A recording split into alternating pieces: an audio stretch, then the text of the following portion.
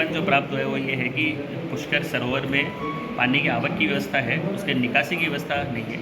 जैसे बारिश का समय वो जब होता है तब तो सरोवर में पानी आता है फीडर्स के थ्रू और तब ओवरफ्लो हो जाता है, फिर उसके निकास की कोई व्यवस्था नहीं है कि वहाँ से आप चैनलाइज करके गेट खोल के इसको कहीं निकास कर सकें। तो इस संबंध में एक ज्ञापन प्राप्त हुआ है कि सब पुष्कर सरोवर में पानी के निकास की व्यवस्था करी जाए।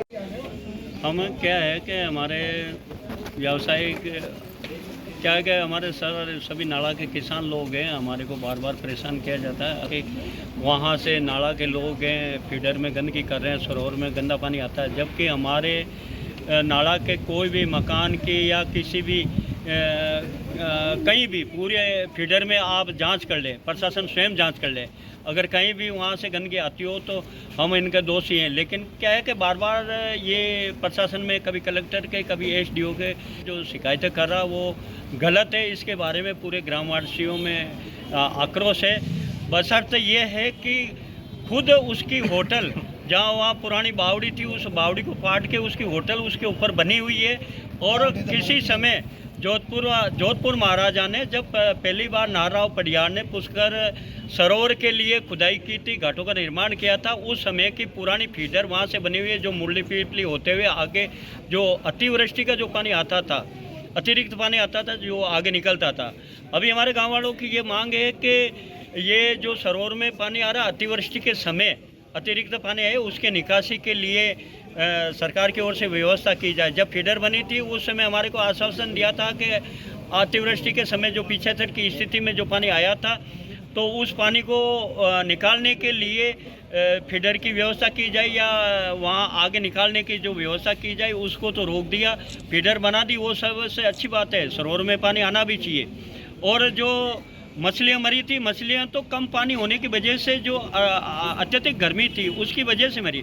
दूसरा सरोवर में जो गंदा पानी जा रहा है, सबसे पहले गुरुद्वारा का है, गुरुद्वारा का आसपास का ओवरफ्लो होकर आए दिन है वो सरोवर में गंदा पानी जाता है। अभी जो बरसात हुई है नरसिंह घाट से पूरी छोटी बस्ती क्षेत्र का पूरा गंदा पानी सरोवर में गया। सप्तऋषि घाट से पानी जा रहा है, बावरी घाट से वहाँ से उधर अरुण के होटल के सामने से बावरी घाट से जो पानी ओवरफ्लो होके जब वहाँ से बिजली नहीं होती है, कुओं का पानी नहीं जाता है, तो वो पानी भर के वो बावरी घाट से होकर सरोवर में जा रहा है और बदनाम नाला ग्रामवासियों किया जाता है। इस वजह से नाला ग्रामवासियों में आक्रोश है। हम क्रमबद्ध प्रशासन से और सभी से निवेदन करते हैं कि हमारे को गाँववासियों को ये बदनाम नहीं किया जाए और पानी के निकासी का प्रशासन उचित व्यवस्था आपका नाम बताइए। मोहन सिंह रावत, पूर्व प्रधान नाला पुष्कर। आज पुष्कर में जो नाला क्षेत्र वहाँ के सभी किसानों के द्वारा प्रशासन से यही मांग की है कि हमारा तीर्थ सरोवर जो है सभी की आस्था का केंद्र है।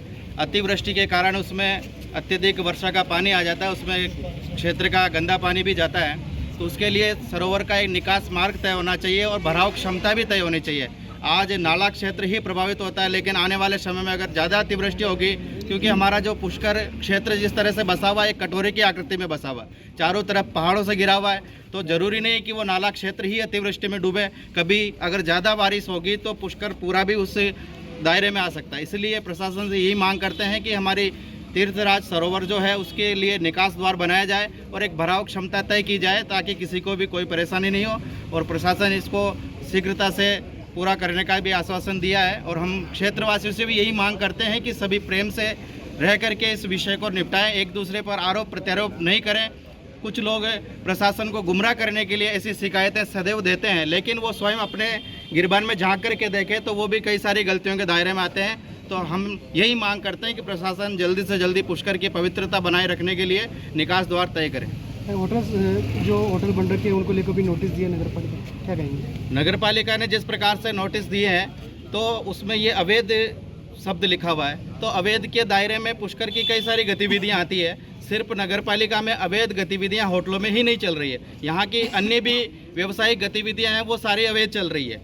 और अगर जितनी वैध हैं वो किस प्रकार से वैध हुई है तो नगर पालिका ये तय कर दे कि आप जो अवैध है उन्हें वैध करने की प्रक्रिया पूरी करें। तो सभी किसान और सभी व्यवसायी ये भी इसी चीज़ के लिए भी तैयार है कि उन वैध गतिविधियों में शामिल हो सकते हैं, क्योंकि अवैध गतिविधियां कुछ नहीं होती है, क्योंकि जो पावर में होते हैं वो तो सब काम करवा सकते हैं, लेकिन जो बेचारे किसान अपने जीवन यापन कर रहे हैं उनको अवैध घोषित किया जाता है। तो नगर पालिका से भी यही मांग करते हैं कि आप एक वो तय करें कि आप इनको वैध कराने के लिए जो प्रक्रिया है वो लागू करें।